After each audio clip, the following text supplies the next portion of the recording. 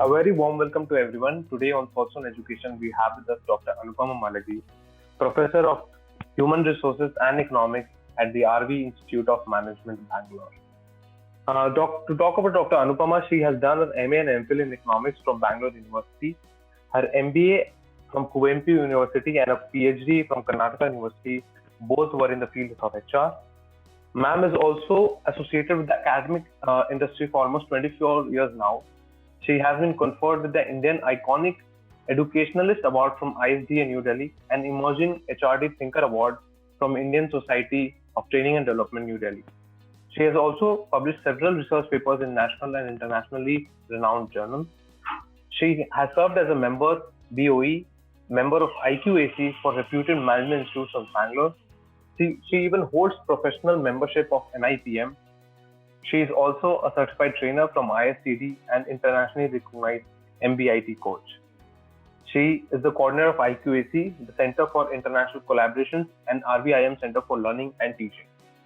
She right now offers academic consultancy to various institutes across India. So we are very, very honored to have today Dr. Anupama Malagi on our panel. A very warm welcome to you, ma'am. Thank you. Thanks for that very nice introduction. Thank you. Sure. It's an honor. Thank you, Yeah. So, ma'am, talking about the course that you are teaching right now at RVIM, being it human resource as well as economics, right? So, what makes this particular course best for the students to opt? See, one thing is, if at all we have to speak about human resources, now especially in the present times, HR has been evolving so much, and organizations have started to realize that it is their people management practices which helps them in sustaining in success. So that is something which has come because the role of HR has evolved tremendously over a period of time. And HR is no longer just monitoring the workforce, it has gone way beyond that. So, it's more of that emotional connect is what organizations are looking at. See, that is where, it becomes very important for us to train the students, and that too in the emerging areas of HR. So emerging areas as in, because nowadays we see analytics, which has come about in a big way. So, that is where we also focus a little on HR analytics, how students can find value in being in the organization. So that is how we are looking at it. Sure. And ma'am, what are some of the best practices that you are following in this particular course? See, here best practices, if I have to say, pertaining to human resources, I have to make it very clear that any HR subject cannot happen effectively with just a classroom lecture method. So what we do here is we involve them. We involve the students in a lot of activities wherein they get to understand how exactly they need to deal with a certain situation, how exactly they need to come out with a feasible solution for any situation that they encounter. So that is what we train them for. And this is completely activity driven and discussion based. And sometimes what we do is we take certain case studies. So there in the case study, we allow them, we give them a free hand to discuss about it, deliberate, and come out with a set of feasible solutions. Because here we don't have something as the right solution. Because we look at a situation from various different perspectives. That is what we train them. Okay. So that is a very strong area that we have been propagating in terms of putting the students in that particular situation and letting them come out with the right kind of outcome or solution, because that is what they will be expected to do in their job role. And how do you ensure that the students are being prepared for the future via this course? See, being prepared for the future is, first of all, we have to create awareness in the minds of students regarding what are the kind of job opportunities that are there and what is the expectation of corporates from the fresh graduates. So, we have these lot of corporate connect programs that we have. And these programs will help them to bridge that gap from campus to corporate. So that is where, we have these industry connect programs. So there we have professional membership of NIPM, I said, no? NIPM is National Institute of Personnel Management. So there, they have these lot of events happening, the programs are going on, and there we encourage students to attend these, be part of these, and we take the student membership for this. So in this connection, what we have done is we have taken the initiative of having a student chapter of NIPM in our institute. So the student chapter drives a lot of programs, and that is where, we get connected with the industry. This is purely for the industry professionals, this organization. So that is how we get that connect also. So there we make them realize that what is expected of them and how they need to gear up to meet those expectations. And ma'am, how do you train yourself and the other faculty to deliver this program efficiently to the students? See, for this, I take pride in telling that we have a very unique program that we have initiated for the faculty. That is faculty internship program. So what we do is the faculty members in our HR fraternity, what we do, we take a small short internship in the organizations. So this is done at two levels. One is at the grassroots level and one is at the strategic level. So at the grassroots level, what we do is we get into the discussion with the day-to-day operational aspects. Yeah. And then at the strategic level, we also interact with the VPs and above, the CEOs. And then, we get to know how strategies are formulated, how strategies are implemented. So that is what we look at both these levels. And this will help us to bring that kind of inputs to students in class. So first, we undergo that internship. We get to know what happens in the organizations because that is where the gap lies. Absolutely. And once we are aware of it and once we are immersed into it, that helps us in adding value, not just the classroom. Yeah, sure. Thank you, ma'am. Yeah. And ma'am, any challenges that you faced while inculcating this curriculum at RVIM? Maybe when we started, you have been a very senior faculty. So whenever when we started or when we try to inculcate this program, any challenges you faced that time or any challenges you feel you're facing at this point in time? The challenges as in, it is a little bit of extra efforts both for faculty and the students.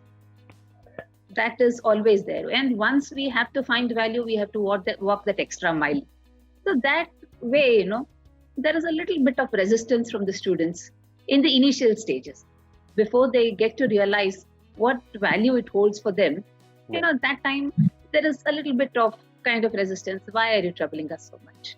So there, and once we are able to drive the point home, then things are fine. Yeah. Otherwise, there are no such major challenges.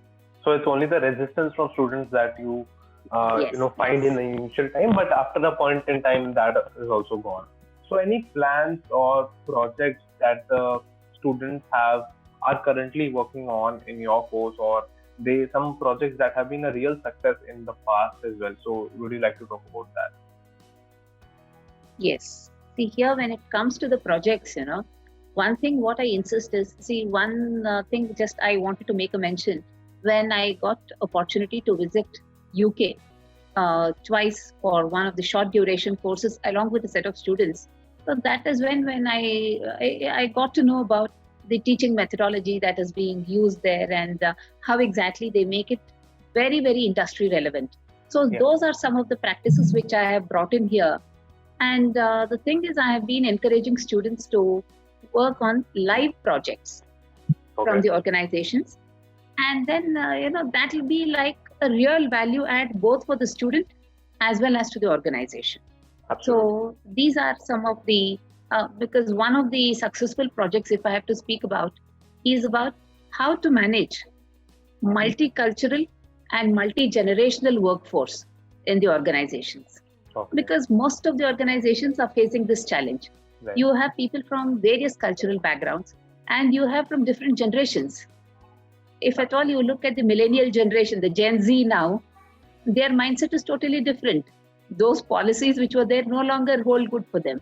So Yeah. just to analyze how exactly to come out with, strike a balance and manage this kind of a diversified workforce is one of the very unique project that Yeah. I have encouraged one of my students to take.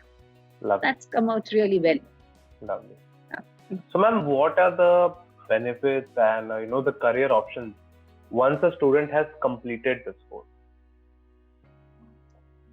The career options are plenty, because once the student understands the importance of the course, realizes what are the objectives of the course, and keeps oneself updated about the current trends. So that is when, there are a lot of opportunities, because HR is a never dying field. People management will happen. It has been happening, and in future also, because whatever artificial intelligence comes in, whatever machine learning comes in, still it cannot replace the human factor.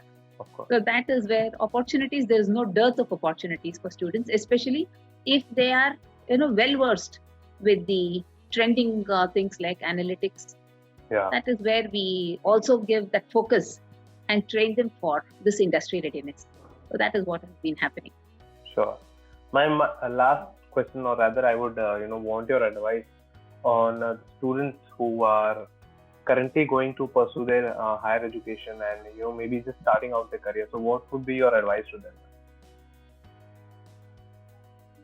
My one-point agenda and my sincere piece of advice to all the students is keep yourselves updated, keep yourself well-read, because that is what is going to create that cutting-edge advantage for them. Because until they are keeping track of what are the new trends and keep themselves updated, it cannot go on. We cannot compete for tomorrow based on yesterday's preparation. So that is what I advise my students, and that is it's a fact. So if the students understand, realize it, and take it in the positive spirit, nothing like that, they can reach the pinnacle of something.